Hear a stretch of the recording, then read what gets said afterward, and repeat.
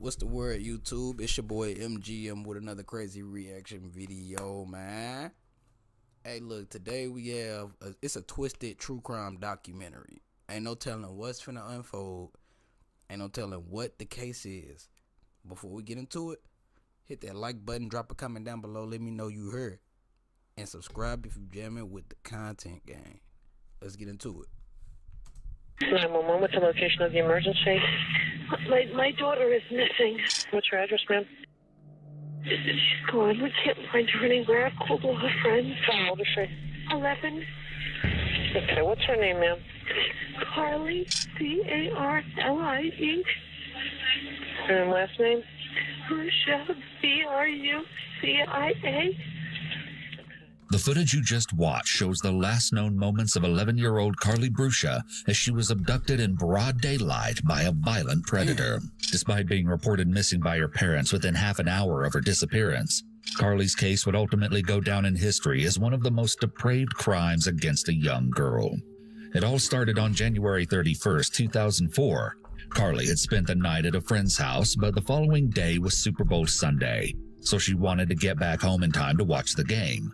She told her friend's mother that she was allowed to make the walk back home on her own and departed around 6 p.m. However, after she left, the concerned parent reached out to Carly's mother, Susan, and informed her that Carly was walking the mile back home alone. Susan said she didn't feel comfortable with her daughter walking even just a few blocks alone, so she sent her husband and Carly's stepfather, Steve Kanzler, to find Carly and drive her the rest of the way home. However, as Steve went up and down the route Carly would have walked, he couldn't find her anywhere, and that's when the nightmare really began. Steve continued to drive around for over an hour, praying that he had somehow simply missed Carly, but when he returned home and she still wasn't there, it became clear that something was seriously wrong. Susan later said of this moment that she instantly felt something terrible had happened to Carly, saying, "In my heart, in my mind, I knew." Susan and Steve left the house together to search again, shouting Carly's name out the car window as they drove down the road. They stopped briefly to investigate a wooded area and noticed a red tow truck drive slowly by them. Then they continued retracing Carly's steps and went to her friend's house to check there. And much to their surprise, they saw the same red truck parked out front. It struck them both as very odd, and upon realizing that Carly wasn't there either, Susan decided it was time to call for help. The frantic mother dialed 911 around 7:30 that evening. She couldn't hide the absolute terror in her voice. 911, what's the location of the emergency? My daughter is missing. What's your address, ma'am? And your phone number? Okay. Has she been missing before? No, she had a fight with her girlfriend. She decided to walk home, and we've been driving around for about an hour and a half. And it's now an hour and a half walk. She's gone. We can't find her anywhere. I've called all her friends. How old is she? 11. And when was the last time that she was seen?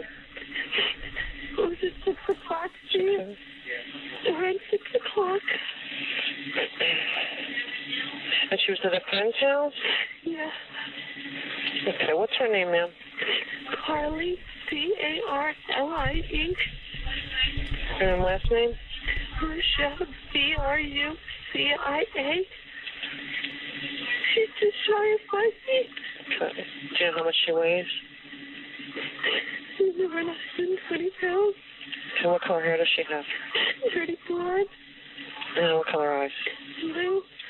Following the heartbreaking call, police immediately issued a BOLO, or Be on the Lookout alert for Carly, and searched the surrounding area for 4.5 hours, but found nothing.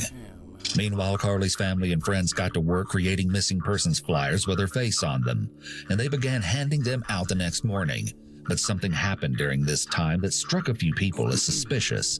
Carly's stepfather, Steve, allegedly visited a local equipment rental business to hand out flyers and asked one of the employees if he could purchase drugs in a couple of days after this whole thing blew over. The employee thought it was a very odd thing to say when his stepdaughter was missing, so he contacted the authorities. Detectives also felt that something was off with Steve, so they brought him in for questioning. He stated that he'd been at home the entire time with Susan, which she was able to corroborate. After fully verifying his alibi, he was cleared as a suspect, but Steve did offer them another name, Ron Choquette. Ron was the owner of the red tow truck, and he'd apparently been dating the mother of Carly's friend for 2 months. He was home the night Carly slept over, and at one point, he was the only adult present. Naturally, Steve informed police about how he'd noticed Ron's red truck driving suspiciously around the area they were searching. Investigators followed up with the lead and spoke with Ron, but he told them he'd left for work before Carly left the residence and that he didn't see anything out of the ordinary. Moreover, his co-workers verified his whereabouts, leading police to rule him out as a suspect in Carly's disappearance. Officers returned to Carly's home the day after her disappearance and spoke with Susan again. She insisted that her daughter had never run away before and that this behavior was completely out of character. However, statements made by Carly's friend suggested otherwise. She said Carly had been upset the night before and expressed negative feelings about her family several times.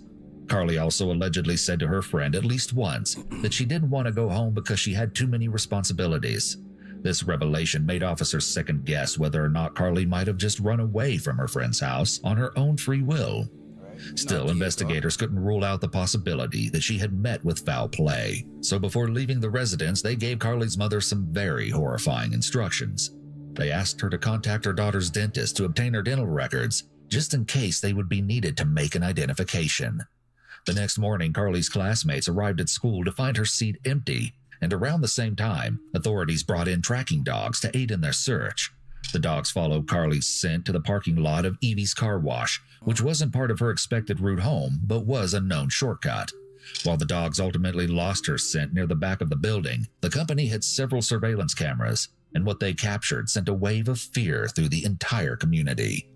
The manager of the car wash reviewed the tapes and told police he saw what appeared to be the abduction of a young girl, recorded at around 6:30 p.m.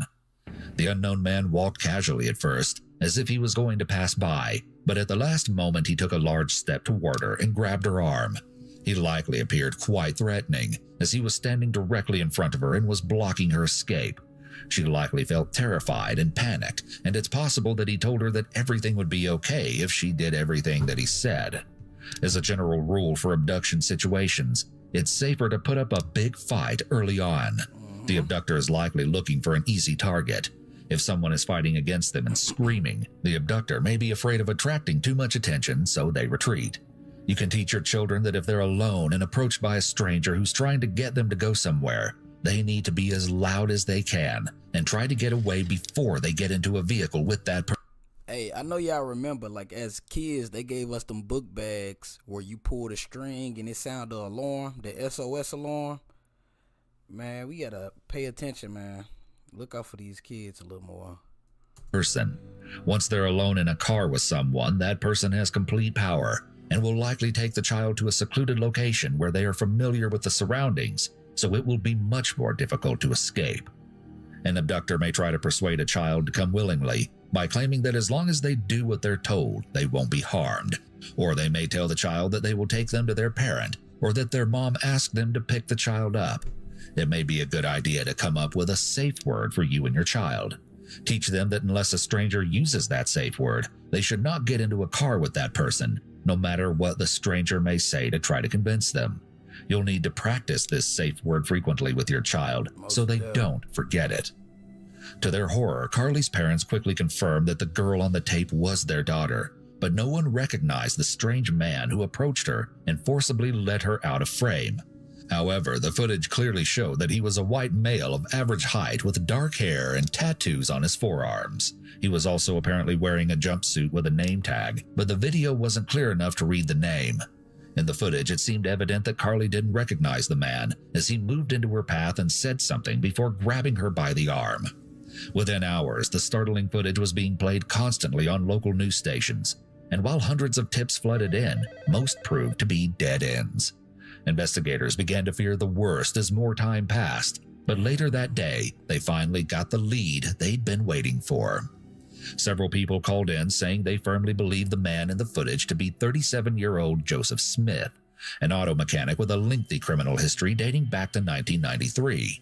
In fact, he was out on parole for a drug bust at the time of Carly's disappearance. While most of his run-ins with the law were for drug offenses, at least 2 crimes on his record involved violence against women, including kidnapping, aggravated battery, and false imprisonment.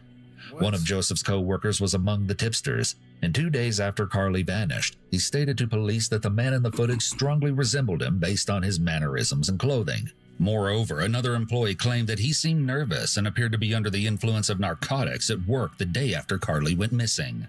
They also reported that Joseph had been struggling at work due to issues with drugs and money, and claimed he didn't show up for his shift the previous day. At this point, authorities decided to review the security footage from the car wash again, hoping to potentially connect Joseph to one of the vehicles captured on the tapes. They gathered from his co-workers that he drove a brown Lincoln Town Car, but they said it had recently been out of commission due to transmission issues. Regardless, the only vehicle that stood out was a pale yellow Buick station wagon that pulled in approximately 3 minutes before Carly's abduction. The car appeared to drive by before briefly entering the car wash parking lot. The abductor may have seen Carly walking as he drove by, so he turned into the parking lot and decided to take her. It's also possible that he'd seen her shortly after she left her friend's house, and he then followed her to the car wash. Regardless, he'd likely thought about abducting a child long before he actually did it. When he saw her walking alone, he may have saw it as the perfect opportunity to act out his fantasy. Unfortunately, detectives couldn't make out the license plate or who was behind the wheel from the grainy footage, but they knew it was time to pay Joseph a visit. Officers arrived at the home of Joseph's friends, Jeffrey and Naomi Pincus, where he was renting a room after being kicked out of the home he shared with his wife and 3 young daughters. However, despite seeing Joseph outside smoking a cigarette when they first drove by the residence, they got no answer when they knocked at the door. Authorities spoke with the neighbors, who claimed they'd recently seen Joseph talking with a woman outside, who they believed to be his sister. They also expressed confidence that Joseph was still inside the residence and hadn't left. Joseph's sister returned to the property, and after speaking with the police, she went inside to locate her brother. Joseph finally emerged from the house and claimed he didn't hear detectives knocking at the door because he'd been sleeping. Investigators asked Joseph where he was during the time of Carly's disappearance. He explained that he'd been at home watching the Super Bowl and told them his friends could verify his story. They showed Joseph an image taken from the surveillance video, and while he admitted that the man looked like him, he insisted he was nowhere near the car wash that day. Next, detectives asked Joseph to roll up his sleeves, and they found that he had tattoos on his forearms just like the man in the video. They also noticed several minor cuts and scrapes on his hands. As if that wasn't suspicious enough, Joseph also admitted to borrowing Jeffrey and Naomi's yellow station wagon the day Carly went missing. However, he claimed he only drove the car to a nearby marina to look at the water before returning home. Police were feeling pretty confident that they had their guy, but when they spoke with Naomi, she confirmed his alibi, leading them to second-guess everything. Roughly an hour after detectives arrived at the home, Joseph's probation officers came to assist by conducting a thorough search of his broken-down Lincoln Town Car. They quickly located drugs in the vehicle, including multiple syringes and spoons, and Joseph was arrested for violating the terms of his probation. Later that same day, Jeffrey, Joseph's friend, contacted the police with some unsettling information. He claimed that Naomi had gotten the dates mixed up when giving her initial statement to the police, and that while they'd let Joseph borrow their station wagon on the day in question, he didn't return until the following morning. Jeffrey also said he'd reset the odometer before Joseph left, and when he checked it upon his arrival back home, over 300 miles had been driven. So why the police even play like that wasn't the same car? For it to be a basic station wagon is not a basic station wagon. That color stands out and that model stands out. Yeah, I knew that was him, and I would have felt like she was in on it for lying, but dates got mixed up. And the inside of the car appeared disheveled, and the back seat was left down. Finally, when asked if he could recall what Joseph had been wearing when he left the house, he said a mechanic's uniform. Jeffrey and Naomi consented to have their home searched, but authorities found nothing of evidentiary value.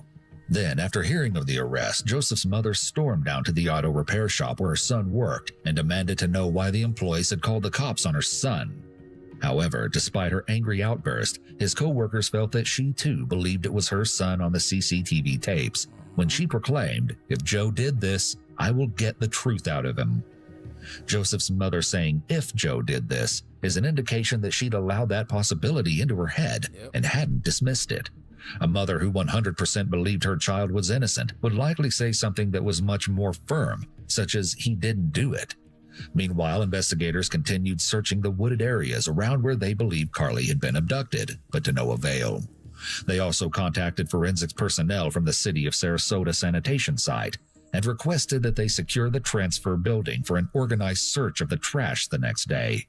Little did they know that by that time, the search would no longer be necessary. Damn. While Joseph was in custody, one of his longtime friends entered the police station and asked to speak with investigators. Beyond telling them that the man in the CCTV footage looked very much like Joseph, he informed them of several occasions when he would talk about his growing desire to assault women. What the Shortly after this encounter, detectives transported Joseph from jail to police headquarters for a formal interview. The following interrogation footage has never been seen before. I want to just talk. You and I had some things to talk about. Okay, because some of the things at the house, we got to get straight. That's the most important thing. Okay. In this room is about the truth. Mm-hmm. Okay? It's the most important thing that goes on in this room. Joseph's arms are wrapped tightly around his torso, which could suggest that he's feeling defensive and trying to protect himself. In addition, his legs are crossed at the ankles. His whole body is in a closed position, signifying that he may be uncooperative and may not be willing to speak with the detective. The initial interview never even had the chance to get started. I was already advised to talk to a lawyer. After Joseph shut down the interview by requesting a lawyer, he repeatedly asked to speak with his family. I can't talk to you. You have requested a lawyer. What about my family? Why can't I call them? You know, I want to talk to my parents or my brother. But the detective ultimately convinced him to meet with an attorney from the public defender's office. Mm-hmm. Can I contact the public defender's office for you? And they can bring a lawyer down here. But Joseph did have one last request. Hey, Did you say something? do you think that I could smoke or no? Joseph may be so focused on himself and his wants that he thinks he'll be allowed a cigarette break, despite the fact that police are busy trying to locate a missing child. right? But it is a federal building. It's against the law for you to smoke in here. I mean, like outside or something. Not right now. When the detective says no, Joseph nods his head and smirks, seemingly unconcerned about the seriousness of the investigation. If Joseph had been cooperative and willing to talk, the detective might have been more lenient about the no-smoking rule. However, the detective has no incentive to make Joseph feel more comfortable, and he has no reason to reward him because he's given them nothing. Right. So the request was denied. Then, Joseph attempted to plead with the detective again. Can I call my mom? Not right now. So what? What's you guy coming? Yeah, we're working on it right now. Shit, bro. I need to talk to my family. See what's going on. It's understandable that Joseph wanted to talk to his family, as he likely wanted to get their advice on what he should do, or so he could explain to them what happened. Joseph was eventually transported back to jail, where he finally got to call his brother John, and what he said to him confirmed everyone's worst fears. On February 5th, 5 days after Carly disappeared, John contacted authorities and asked them to meet at his residence. When officers arrived, he told them he knew where to find Carly's body and directed them to a wooded area behind a church, just a few miles from her home. According to John, his brother had confessed to abducting and brutally assaulting the young girl, but claimed not to remember much of the incident due to drug use. Joseph may be trying to set up a defense for diminished capacity by alleging he doesn't recall what occurred and was high on drugs. The specific facts of the case will show whether this is a viable defense or not. While John was in the presence of investigators, Joseph repeatedly called him, and he became visibly upset by the things his brother was saying. At one point, John exclaimed into the phone, "Did you just choke her too hard?" To which Joseph allegedly replied, yes. Then he asked if he had tied her up, and Joseph answered that the body was not bound, but he admitted to violently assaulting her and leaving his DNA behind. That shit pissing me Joseph's off. mother arrived at John's house and stated that Joseph had also contacted her earlier that day from jail and confessed to murdering Carly. Police then rushed to the church and they quickly discovered Carly's body partially hidden in a wooded area. Investigators speculated that she'd been dragged to that location based on the presence of abrasions on her right side. An autopsy later listed her cause of death as ligature strangulation and noted that she'd also been brutally assaulted. In addition, linear marks on both of her wrists indicated that she had been bound at some point. Forensic testing revealed traces of Joseph's DNA and hair fibers on Carly's body and clothing, and he was subsequently charged with her murder. Adding to the case against him, a search of the yellow station wagon revealed 2 hairs consistent with Carly's, as well as several fibers matching the shirt she was last seen wearing. Investigators theorized that after borrowing his friend's car, Joseph had taken a combination of drugs, and that's when he noticed Carly walking alone. It was just a chance encounter that caused him to kidnap, assault, and murder the innocent 11-year-old. Meanwhile, the community was outraged that Joseph had been able to walk free in the first place after having been convicted 13 times in the last 10 years of various crimes. Furthermore, around a month before Carly's abduction, a Florida judge had been requested by local authorities to issue a warrant for his arrest based on probation violations. Yet, the judge never did because allegedly the police hadn't completed the necessary paperwork. On October 24, 2005, Joseph Smith was found guilty of first-degree murder, as well as separate charges of battery on a child under 12 and kidnapping. He was sentenced to death by lethal injection for Carly's murder and life without parole for the other crimes. However, on July 18, 2017, a judge vacated Joseph's death sentence based on a new bill that required a unanimous vote by the jury. The jurors in his original trial had voted 10-2 in favor of the death penalty. Joseph ultimately died in prison while awaiting a new sentencing hearing in 2021. That's crazy, man. That shit was sick. It's a lot of devils out here, man. It's a lot of demons out here. Ain't no drugs just gonna make you do that. It enhanced. You already thought about doing it. It enhanced the feeling of it, bro. You been a sick creep. These motherfuckers be straight sick people out here, man. We have to protect these kids and women as men. On me. No matter if you know them, no matter if it's family. Nah. That was crazy, bro. GG's that he passed away. I wish it was more brutal. Man, that shit sad. But hey, I'm going ahead and end live stream, bro. That shit was crazy, bro. I'm finna end stream. Make sure y'all smash that like button. Drop a comment down below. Let me know how y'all feel about this, man, for real. And if you jamming with the content, subscribe.